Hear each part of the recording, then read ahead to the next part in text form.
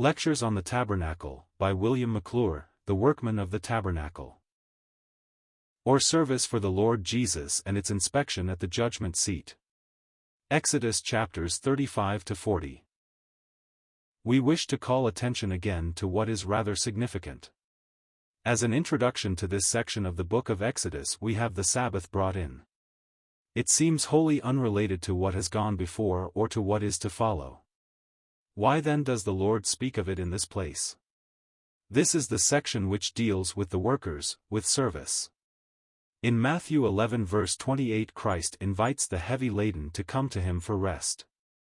Then in verse 29 he says to those who have come, "Take my yoke upon you." The yoke is the symbol of service. But ere anyone can serve, they must have rested.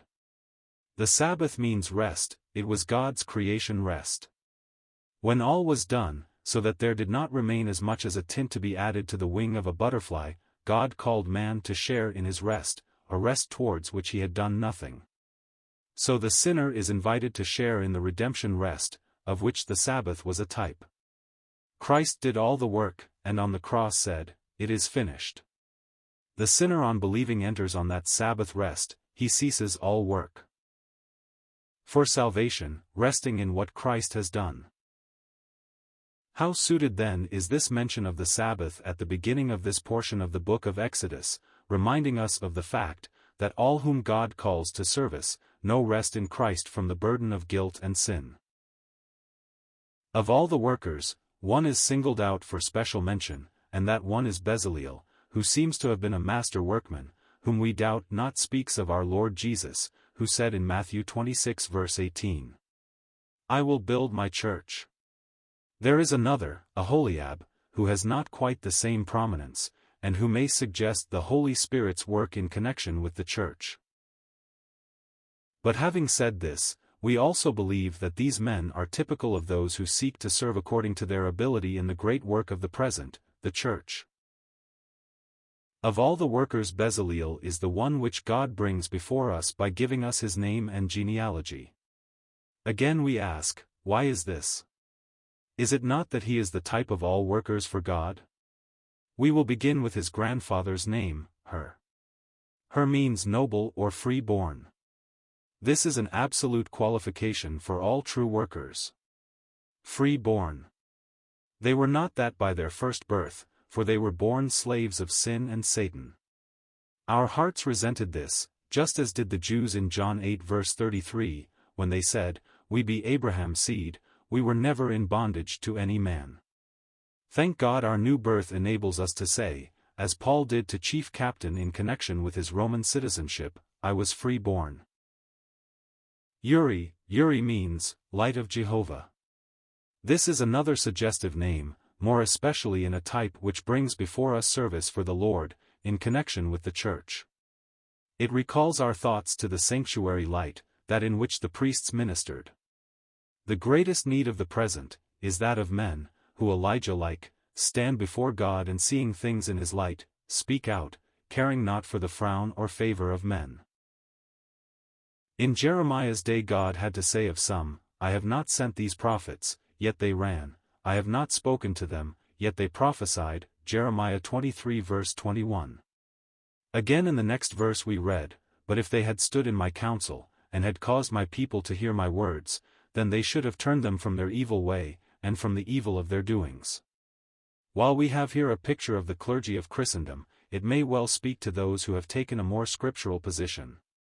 Addresses which are sound enough, but lacking in power, because of not being in God's counsel, will never stem the tide of worldliness which is swamping the Lord's people on every hand.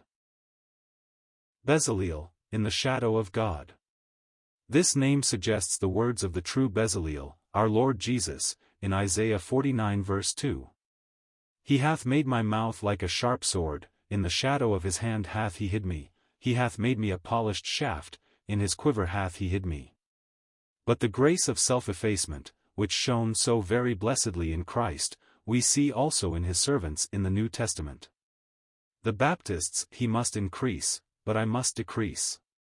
John 3 verse 30. The Apostle John's hiding himself by using the expression, the other disciple whom Jesus loved, John 21 verse 20, and Paul's, not I but Christ, Galatians 2 verse 20, and hiding himself in 2 Corinthians 12 verse 2, when referring to the visions and revelations which he had received, by saying, I knew a man in Christ. It has ever been and will ever be God's way to take up the Bezaliels for his work, and he who would be used in fashioning the vessels and working on God's spiritual house, will do well to take heed to the advice which a poorly clad urchin gave to a very fine fisherman on a Scotch river. This man had everything that an up-to-date fisherman required, but as he fished the river up and down, not a bite was he getting. This little chap with a homemade outfit was pulling out the fish right along. At last this fine fisherman approached the lad to find out why this was so. The lad replied, If ye wad catch fish, ye maun hide yoursel. That was the secret, so he lay low on the grass, and let the fish see the bait, but not himself. So this man Bezaleel is the type of all servants, as we have seen, suggesting first the new birth, second, walking in the light, and thirdly, keeping in the shadow, letting Christ and not himself be seen. Bezaleel and Aholiab and their fellow workers. Exodus 35 verse 34. There was a place among the workers of the tabernacle for every one who had a willing heart. Again and again we get this in chapter 35. But among these workers Bezaleel filled a most important place, as we read, and hath put in his heart that he may teach, both he and Aholiab, the son of Ahisamach of the tribe of Dan. As they wrought they instructed others also to the work. This is what we get in Ephesians 4 verses 11 and 12. We have 5 gifts in this passage, 2 of them are no longer among us, as we read in chapter 2 verse 20, and are built upon the foundation of the apostles and prophets. New Testament prophets. While the men are gone, their work abides for us in the word. But evangelists, pastors and teachers remain, and will till the church has been completed. Those to whom God has entrusted any of these special gifts, as they exercise them in the assembly, serve a twofold purpose. They edify the body, and also they fit others for the work of the ministry. That is the meaning of verse 12, for the perfecting of the saints, unto, with a view to, the work of ministering unto the building up of the body of Christ. Revised Version. As the evangelist preached the gospel to the world, and the pastor and teacher exercised their gifts in the assembly, younger men had before them the example, and in the teaching they were getting fitted to do that work themselves in a future day.